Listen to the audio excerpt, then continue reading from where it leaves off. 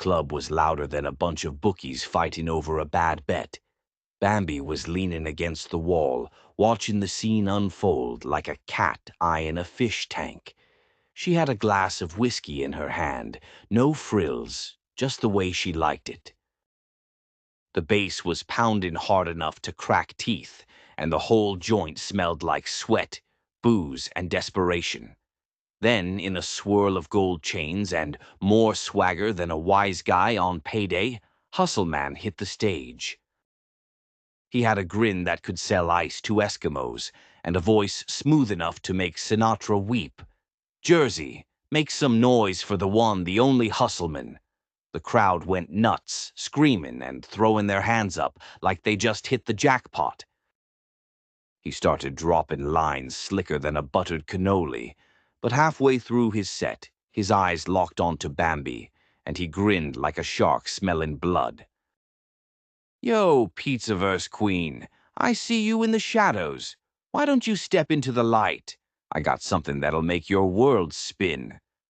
The crowd lost their freaking minds. Vinny, standing next to Bambi, muttered, "Boss, you hear that? This guy's asking for it." Bambi didn't even flinch. She sipped her whiskey, her voice calm but sharp as a stiletto. "I heard. Let him talk. Let's see if he's got the muscle to back up the mouth." After the show, Hustle Man strutted off stage like he owned the joint. The crowd parted for him like he was Moses, and they were a sea of wannabes. He walked right up to Bambi, his grin wide, flashing gold teeth like he was trying to blind her. "You want dirt on Harlow Sparks?" he said, his voice low. "I got the whole goddamn garden, but nothing comes for free." Bambi raised an eyebrow. "You think I'm paying you before I see the goods? You better come correct, Hustle Man, or you're gonna be fish food, capiche?" Hustle Man leaned in, close enough for Bambi to smell his cologne. "Tomorrow night, your joint. Drinks on you. I'll lay it all out.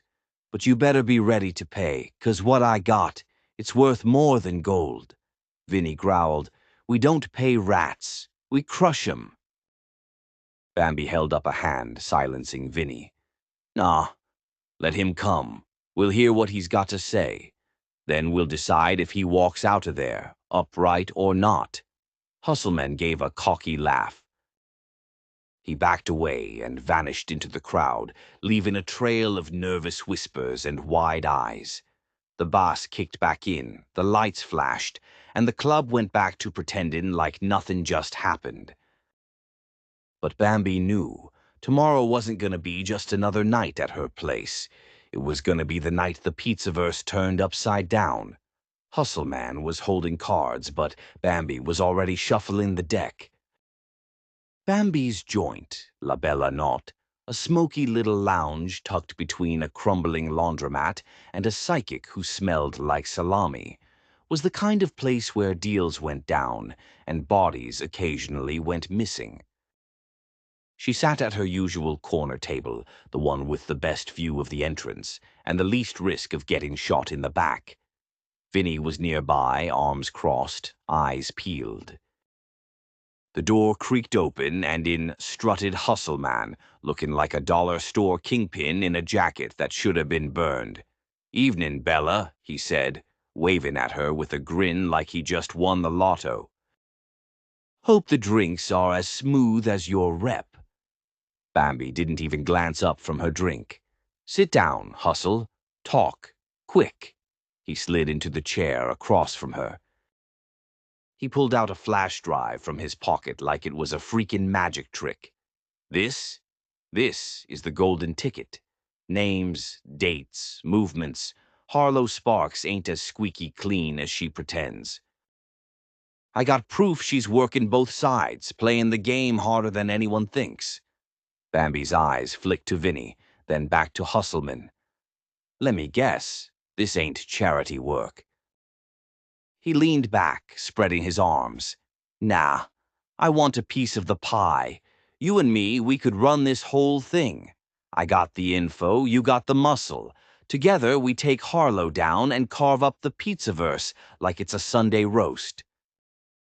Vinny growled under his breath. You talk too much, Hustle. But Bambi held up her hand again. Shut it, Vinny. Let me think. The air in the room was thick with smoke and tension. The jukebox in the corner played some old doo-wop tune like it was trying to lighten the mood, but nobody was laughing. Bambi finally spoke. You're a slick bastard, Hustle. I'll give you that. But here's the thing. Trust ain't built on flash drives and bullshit promises. I'm gonna take a look at your little files, see if they're worth my time. And if they are, maybe we talk. If not, she smiled, cold and sharp. Well, you better hope your track shoes ain't at the cleaners. Just then the door burst open, and in walked a figure that made the whole room hold its breath. Harlow Sparks herself, dressed to kill, with a look that could slice diamonds. Hope I'm not interrupting. Hustleman's face drained of color faster than cheap vodka. Vinny instinctively reached for the piece he kept tucked under his jacket, but Bambi stayed him with a glance. Well, well. Harlow's eyes locked onto Bambi's, and her smile was all teeth. Will our heroes come out victorious? Will Hustleman join the fight? Tune in next time to see what happens on the Sparks tapes.